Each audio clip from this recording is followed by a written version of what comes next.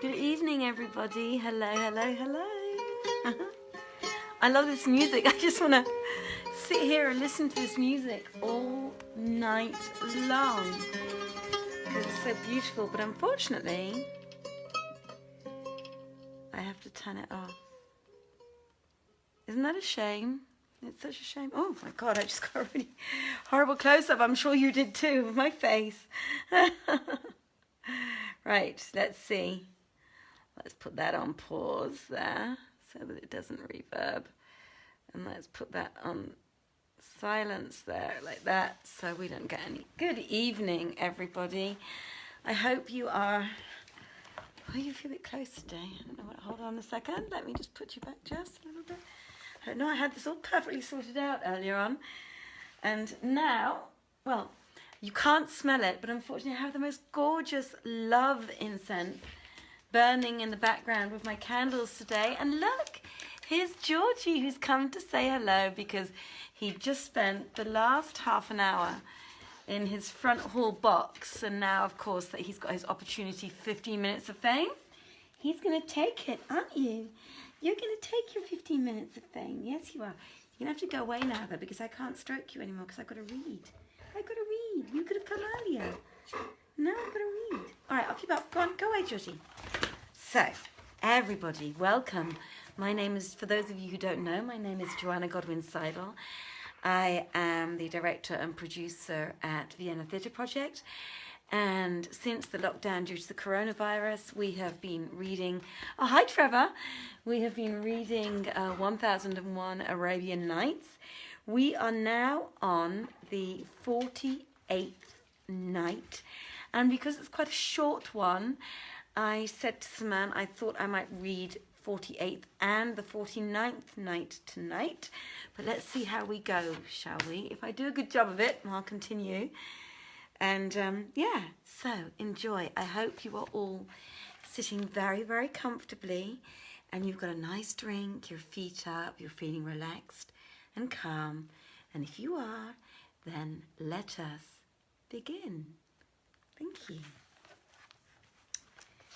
Now, when it was the 48th night, Shahrazad said, "It hath reached me, O auspicious king, that when the Nazarene damsel said to Shah Khan, and he listening impatiently, and now, verily, if Shah Khan fell into my hands, I would go forth to him in the habit of a man, and drag him from his saddle seat, and make him my captive, and lay him in bilboes. Pride and passion and knightly jealousy took possession of him, and he desired to discover and declare himself, and to lay on load. But her loveliness restrained him, and he began repeating, and faulty of one fault the beauty prove, her charms 1,000 advocates shall move. So she went up, and Shah Khan after her, and, when he saw the other maiden's back and hinder cheeks that clashed against each other like rollers in the rolling sea, he extemporized these couplets. For her sins is a pleader that brow, and all hearts its fair pleading must trow. When I saw it, I cried, tonight, the moon at its fullest, just show. Though Balkis' own Ilfrit try about, spite his force, she would deal him a throw. The two fared on till they reached a gate over which rose a marble archway. This she opened and ushered Shah Khan into a long vestibule, vaulted with 10 connected arches, from each of which hung a huge crystal lamp glistening like a spark of fire.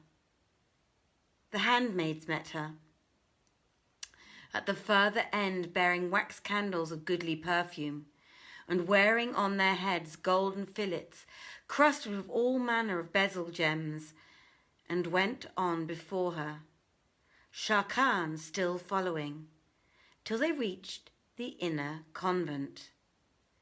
There, the Muslims saw couches and sofas ranged all around, one opposite the other, and all overhung with curtains flowered in gold. The monastery floor was paved with every kind of vari-coloured marbles and mosaic work, and in the midst stood a basin that held 24 jetting fountains of gold, whence the water ran like molten silver, whilst at the upper end stood a throne spread with silks fit only for a king. Then said the damsel, "Ascend, O my lord, this throne." So he went up to sit and sat down, and she withdrew to remain absent for some time. Sharrkan asked of her from one of these servants, who answered him, "She hath gone to her dormitory, but we will serve thee even as she ordered." So they sat before him viands of rare verities.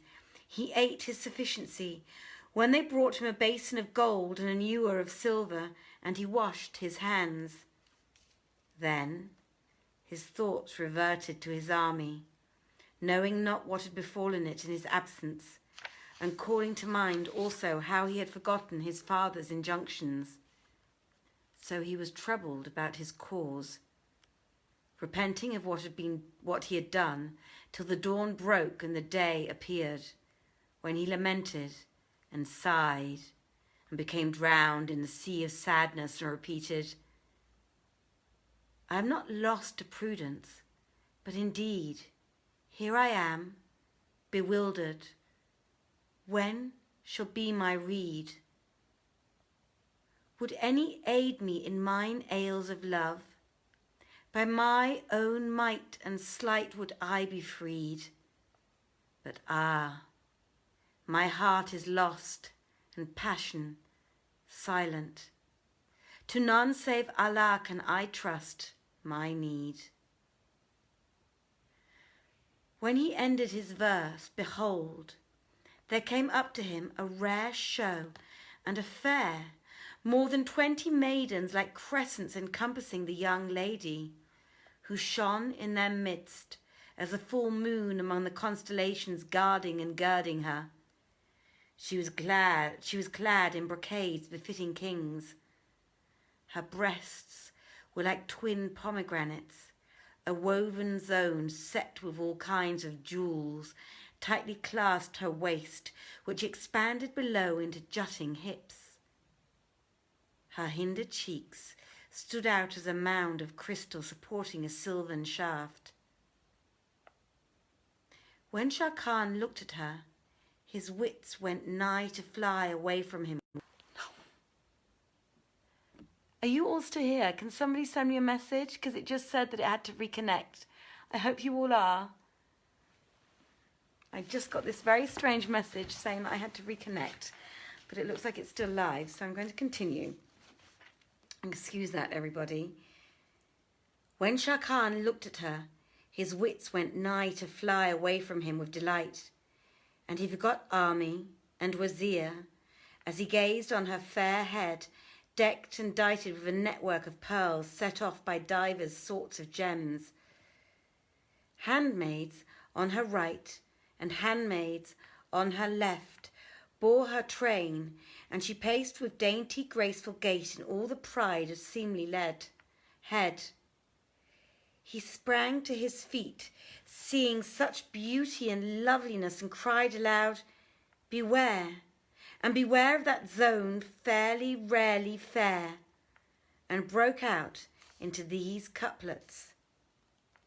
With heavy back parts, high breasts delicate, and lissome form that sways with swimming gait, she deftly hides love longing in her breast, but I may never hide its ban and bait.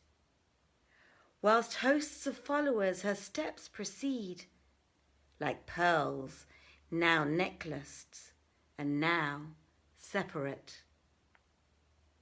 She gazed upon him for a long time and considered him till she was assured of him, when she came up to him and said, "In very sooth, the place is honoured and illumined by thee, O Shah Khan. How sped thy night, O hero, after we went away and left thee?"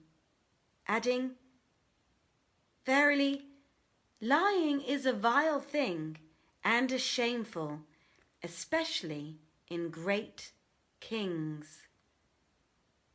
And thou art Crown Prince Shah Khan, son and heir of King Omar bin al-Nu'man. So henceforth make no secret of thy rank and condition, nor let me hear aught from thee but the truth, for leasing bequeatheth hate and despite. And as thou art pierced by the shaft of fate, be resignation thine, and abide content to wait." When he heard her words, he saw that artifact availed him naught, and he acknowledged the truth, saying, "I am Shah Khan bin Omar bin al-Nu'man, whom fortune hath afflicted and cast into this place. So whatso thou willest, do it in my case."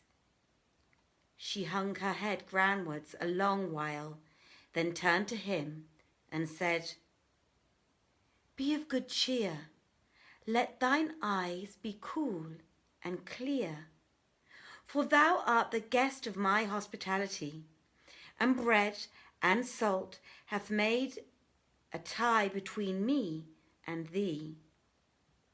Wherefore thou art in my ward and under my safeguard. Have no fear, for, by the truth of the Messiah, if all on earth sought to do thee hurt, they should not come at thee, till life had left my body, and for my sake. Indeed, thou art now under the charge of the Messiah and of me." Hereat she sat her down by his side and fell to playing with him, till his alarm subsided, and he knew that she had desired to slay him. She would have done so during the past night. Presently she bespoke in the Grecian tongue one of her slave girls, who went up and soon came back bringing a beaker, and a tray of food. But Shah Khan abstained from eating, and said to himself, "Haply she hath put somewhat in this meat." She knew what was in his thought, so she turned to him and said, "By the truth of the Messiah, the case is not on such wise, nor is there aught in this meat of what thou suspectest. Had my mind been set on slaying thee, I had slain thee ere now." Then she walked up to the tray and ate of every dish a mouthful. Whereupon Shah Khan came forward and ate too.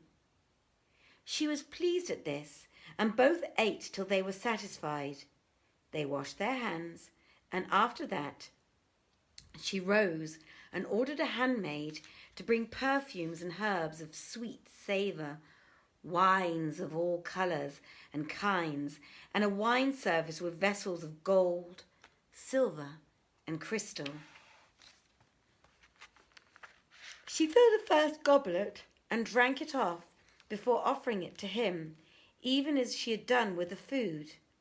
Then she counted a second and handed it to him. He drank, and she said to him, "O Muslim, see how thou art here in all solace and delight of life." And she ceased not to drink and ply him with drink till he took leave of his wits. And Shahrazad perceived the dawn of day and ceased saying her permitted say.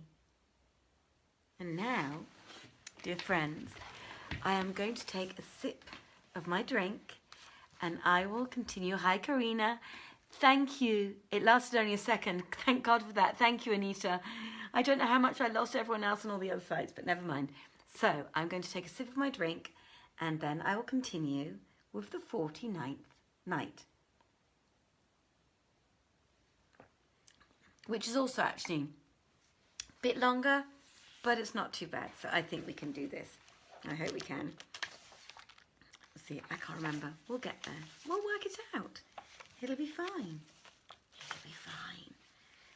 What have I done? What have I said? Oh, it's only 7 pages. We can do that. That's no problem. All right, everybody. So I hope you're still sitting comfortably. Now, when it was the 49th night, Shahrazad said, "It hath reached me, O auspicious king, that the damsels ceased not to drink, and ply Sharrkan with drink, till he took leave of his wits for the wine and the intoxication of love he bore her. Presently she said to the slave girl, 'O Marjanah, bring us some instruments of music.' 'To hear is to obey,' said the handmaid, and going out, returned in the twinkling of an eye with a Damascus lute, a Persian harp, a Tartar pipe, and an Egyptian dulcimer. The young lady took the lute, and after tuning each several string, began in gentle undersong to sing, softer than the zephyr's wing and sweeter than Tasmin's spring, with heart safe and secure from everything the couplets following. Allah assain those eyne, what streams of blood they shed, how many an arrowy glance those lids of thine have sped. I love all lovers, who to lovers show them dure. 'Twere wrong to rue the love in wrong had born and bred. Haply, fall hapless I from thee no sleeping kens. Heaven help the hapless heart by force of thee misled. Thou doomest me to death, who art my king, and I ransom with life the deemster who would doom me dead. Thereupon each and every of the maidens rose up, and taking an instrument, played and recited couplets in the Rumi tongue. Then their mistress sang also, and seeing Sharrkan in ecstasies, asked him, "O Muslim, dost thou understand what I say?" And he answered, "Nay, my ecstasy cometh from the beauty of thy fingertips." She laughed and continued, If I sing to thee in Arabic, what wouldst thou do?" "I should no longer," quoth he, "be master of my senses." Then she took an instrument and, changing the measure, began singing these verses. "The smack of parting's myrrh to me. How then bear patience alloy? I'm girt by ills in trinity, severance, distance, cruelty. My freedom stole that fairest she, and parting irks me bitterly." When she ended her verse, she looked at Sharrkan and found him lost to existence, and he lay for a while stretched at full length and prone among the maidens. Then he revived, and remembering the songs, again inclined to mirth and merriment, and the twain returned to their wine and wassail, and continued their playing and toying, their pastime and pleasure, till day ceased illuminating, and night drooped her wing. Then the damsel went off to her dormitory, and when Sharrkan asked after her, they answered, "She is gone to her sleeping chamber." Whereto he rejoined, Under Allah's ward, he is good guard. And soon, as it was morning, a handmaid came to him and said to him, My mistress biddeth thee to her. So he rose and followed her, and, as he drew near her lodging, the damsels welcomed him with smitten tabrets and songs of greeting, and led him through a great door of ivory studded with pearls and jewels. Thence they passed with him into a tall and spacious hall, at the upper end of which was a wide dais, carpeted with all kinds of silks, and round it open lattices commanding a view of trees and streams. About the saloon were figures carved in human form and fashioned on such wise that the air passed through them and set in motion musical instruments within, so that the beholder would fancy they spoke. Here sat the young lady, looking at the figures. But when she saw Sharrkan, she sprang to her feet and, taking him by the hand, made him sit down by her side and asked him how he had passed the night. He blessed her, and the two sat talking a while, till she asked him, Knowest thou aught touching lovers and slaves of love? And he answered, Yes, I wot somewhat in verse on that matter. Let me hear it, quoth she. And so he began, quoting, Pleasure and health, good cheer, good appetite, to Azar freezed with our name and fame. By Allah would I near her off she flies, at tangent granting less than more I claim. I dote on Azar, but when clear I off, my rivals clear me to that dearest dame, like wandering wight that chose for shade a cloud, which, ere siesta done, thine heir became.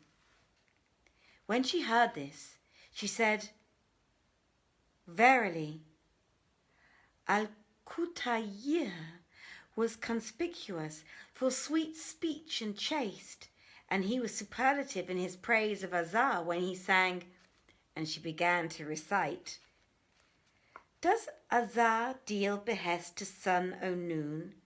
The judge had judged her beauty's bestest boon. And girls who come to me and carpet here at her, God make their rosy cheeks her sandal shoon. And indeed, quoth she, 'twas said that Azar boasted exceeding beauty and loveliness. Then she asked Sharrkan, saying, O Prince, dost thou know aught of Jamil's verses to Buthaina? If so, repeat to us somewhat of them. And he answered, Yes, I know them better than any. Whereupon he began repeating these couplets. Jamil, in holy war go fight.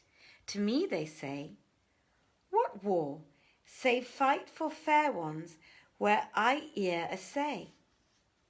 To me their every word and work are mere delight, and martyrs clep I all they slay in fair and fray. And I ask, O Booth, what's this love, I pray, which eats my heart, quoth she, till stay for ever and I. And when I cry, O wits, return some small display, for daily use, quoth she, far, far 'tis fled away. Thou seek'st my death, naught else thy will can satisfy, while I no goal espy, save thee, and thee away. Thou hast spoken right well, said she, O king's son, and Jamil also spoke excellently well. But what would Buthaynar have done with him that he saith in his hemistish, Thou seek'st my death, naught else thy will can satisfy? O my lady, quoth Sharrkan, she willed to do him what thou willest to do with me, and even that will not satisfy thee.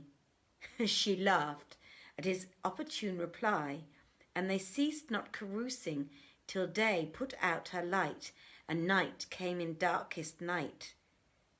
Then she rose and went to her dormitory and slept, while Sharrkan slept in his place till morning dawned.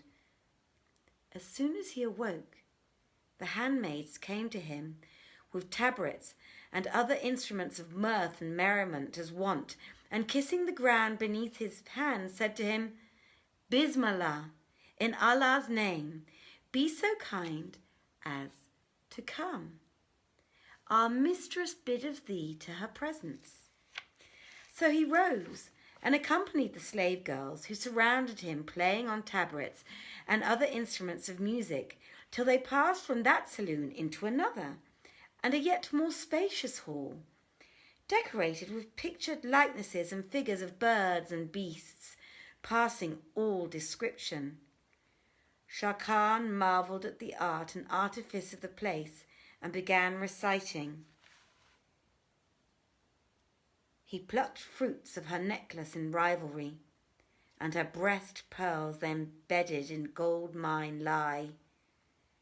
Pure water on silvern bars in her brow, and her cheeks show roses with rubies vie. Meseems in her eyne that the violet's hue lies purpling set in the Ithmid's dye. When the lady saw Sharrkan, she stood up to him in honour, and taking his hand, seated him by her side, and asked, O son of King Omar bin al-Nu'um, hast thou any cunning in the game of chess? Yes, he said. But do not thou with me, as said the poet, I speak, and longing love upties me and unties me, till with her honey-dew of inner lips she plies me. I brought this chessboard, and liefest lover plays me, with white and black, but black come white ne'er satisfies me. 'Twas as if king for castle I were fain to place me, till wilful loss of game a twist 2 queens surprise me. And if I seek to read intent in eyes that eye me, O man, that glance askance with hint of wish defies me. Then she brought the chessboard and played with him. But Sharrkan, instead of looking at her moves, kept gazing at her fair mouth, and putting knight in place of elephant, and elephant instead of knight. She laughed, and she said to him, If thy play be after this fashion, thou knowest naught of the game. 'Tis only our first, replied he. Judge not by this bout. When she beat him, he replaced the pieces in position and played again with her. But she beat him a second time, and a third, and a fourth, and a fifth. So she turned to him and said, Thou art beaten in everything. And he replied, O my lady, how should one playing with thee, like of thee, avoid being beaten? Then she bade bring food, and they ate and washed their hands, after which the wine was set before them, and they drank. Presently She took the dulcimer, for her hand was cunning in smiting it, and she began repeating to an accompaniment these couplets.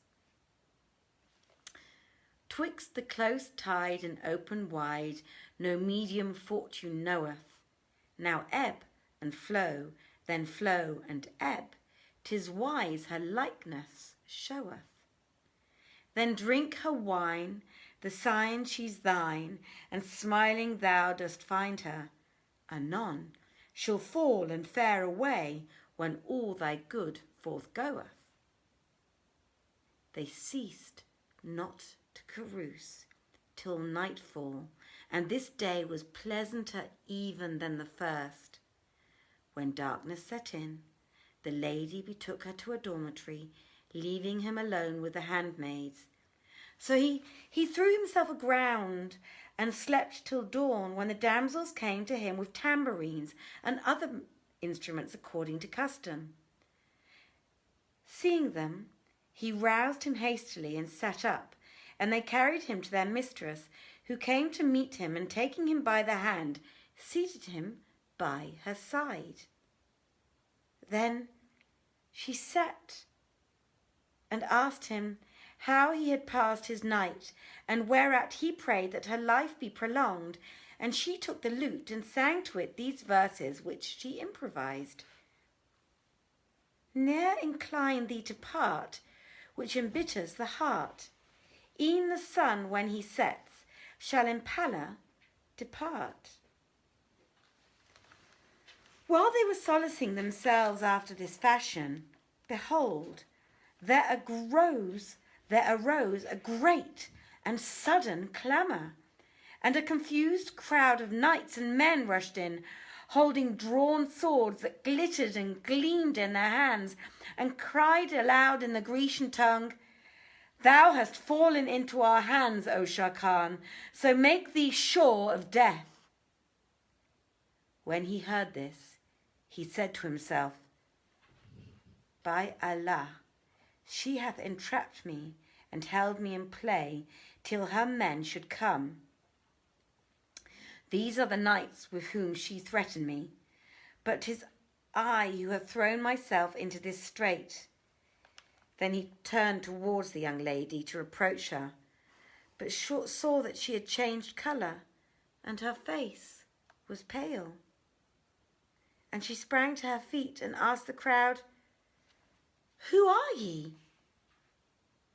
O most gracious princess and peerless union pearl, answered the leading knight, dost thou weet who is yon man by thy side? Not I, she replied.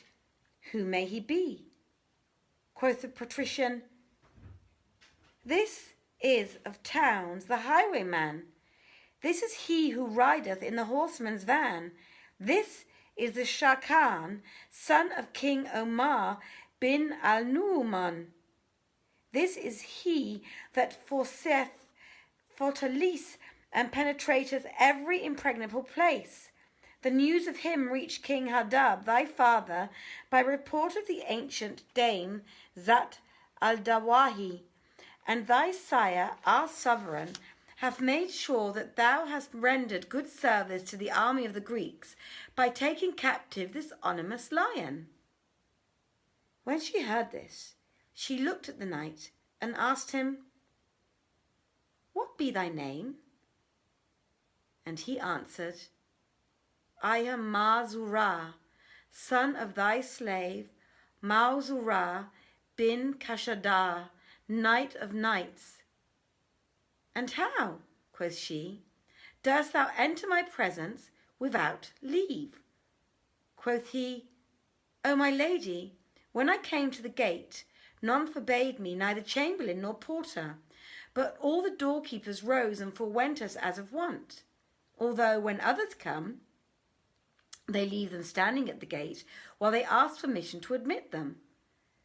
But this is not a time for long talking, when the king is expecting our return with this prince, the scorpion sting of the Islamitic host, that he may kill him and drive back his men whither they came, without the bane of battling with them. These words be ill words, rejoined the princess. And Dame Zat al-Dawahi lied, vouching an idle thing and a vain whereof she weeteth not the truth. For by the virtue of the Messiah, this man who is with me is not Shah Khan, nor is he a captive, but a stranger who came to us seeking our hospitality, and I made him my guest.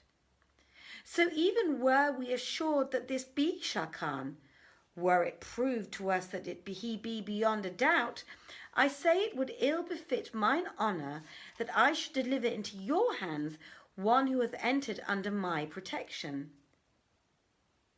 So make me not a traitor to my guest, and a disgrace amongst men, but return to the king my father, and kiss the ground before him, and inform him that the case is contrawise to the report of the lady Zat al-Dawahi. Oh, Abrizar, replied Muzarah, the knight, I cannot return to the king's majesty without his debtor and enemy. Quoth she, and indeed she had waxed very wroth. Out on thee! Return to him with my answer, and no blame shall befall thee. Quoth Mazurah, I will not return without him. Thereupon her colour changed, and she exclaimed, Exceed not in talk and vain words, for verily this man had not come into us were he not assured that he could of himself and single-handed make head against 100 riders. And if I said to him, Thou art Shah Khan, son of King Omar bin al-Nu'man, he would answer, Yes. But 'tis not of your competence to let or hinder him, for if you do so, he will not turn back from you till he hath slain all that are in this place. Behold, here he is by my side, and I will bring him before your sword and targe in hand. Albeit I was safe from thy wrath, answered Mazurah the knight. I am not safe from that of thy father, and when I see him, I shall sign to the knights to take him captive, and we will carry him to the king bound and in abject sort. When she heard this, she said, The matter shall not pass thus, for 'twould be blazoning mere folly. This man is but one, and ye are 100 knights. So if you would attack him, come out against him, one after one, that it may appear to the king which is the valiant amongst you.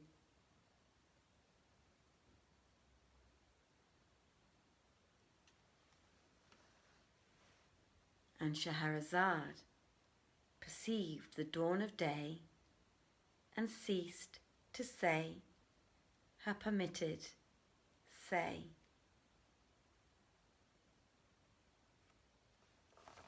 So, dear friends, thank you for hanging on so long and reading both nights together with me.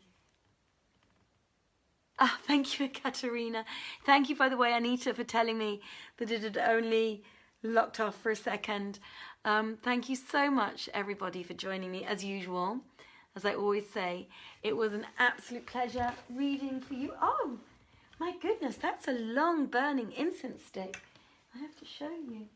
You'll be able to see it. It's so beautiful. You can't see it, unfortunately. But if you can see, look, isn't that lovely? The beautiful smoke of my incense, which is still burning. Still burning. Isn't that lovely? And it smells, if you could, it smells so beautiful. It's filling my room with absolute gorgeous delights and very special things. And my lovely candles. I have to say, actually, I hope this isn't strange luck or something, but all of those three of those candles are actually from in Austria. For those of you who live in Austria, and Germans will know this as well, we have this thing called a Weihnachtskranz, and I can, excuse me, I can get up and show you because it's very pretty indeed. This is 2 years old already, or actually it might even be 3 years old, and I've always kept the candles on me, and I never get to burn my Weihnachtskranz out because I just don't burn it very much, quite frankly. I only burn it on Sunday, and it's not all day long because we tend to be out quite a lot at Christmas. So I pulled the candles from my Christmas Weihnachtskranz from about 3 years ago, and I have them in my fireplace because obviously it's too hot right now to burn a fire. And that is what is burning in my fireplace right now. 2 orange ones and a white one, and then another one which I just happen to have got by the by. My dears, it was such a pleasure as usual. Hi Jihad. We're going to talk later. I really enjoyed it. It was a lovely story. I can't wait to find out what's going to happen to him. Is he going to have to fight 100 knights single-handedly, or is he going to be dragged off, encased by the head knight Mazura, to the king, to the damsel's father? So let's hope things fare well for Shah Khan tomorrow. Sman, of course, is going to be back and reading for you then, and I shall be back with you on Friday, and I am really looking forward to it. I'm loving some of these recent stories. I think they're really, really great. I wonder, problem is, I don't know, actually, I think maybe at the beginning, there must be, I'm wondering when we're going to get to things like Aladdin and all those stories, and the 40,000 thieves or whatever it is, and all those kind of stories, the really famous ones, you know, because we haven't had those yet. And thank you for the compliments on my top. You know, actually, I got this top in the US, and it just looks a little bit Arabic, so I thought I would put it on tonight. Unfortunately, actually, it's a number of years old already. I very, very rarely wear it, but it's already, some of it's fraying a little bit, so I'm having to be very, very careful as I wear it because the material's running. But it is beautiful, isn't it? I bought it in America, gosh, at least 5, 6 years ago now. Guys, I'm not going to blabber any longer. You're welcome, Anita, for the double effort. I just thought that 4 pages was a bit too short this time around, and I love reading these stories. So, guys, have a wonderful evening. Take care. Look after yourselves, and have a beautiful, beautiful day tomorrow. If your day is actually just about to start, and you've only tuned in, and it's actually the beginning of your day. Oh, by the way, Katerina, if you could see my shoes, they're beautiful as well. They match this part of the little sandals that match this part of the top. If your day is only just starting, I hope you have a really gorgeous day, or you're in the middle of your day. I hope the rest of your day ends up being perfect. Have a really great time. Have a wonderful sleep tonight if you're just about to nod off to bed, like I will be very, very shortly. I have nothing more to add other than I am going to finish my little glass of wine and wish you all a very beautiful, beautiful evening. And I'm going to turn my music back on and just enjoy it and sit here and enjoy the candles and wait for my incense to burn out and wonder what's going to happen tomorrow. God bless. Many salams. Good night, everybody. Bye-bye. Take care of yourselves. Bye-bye.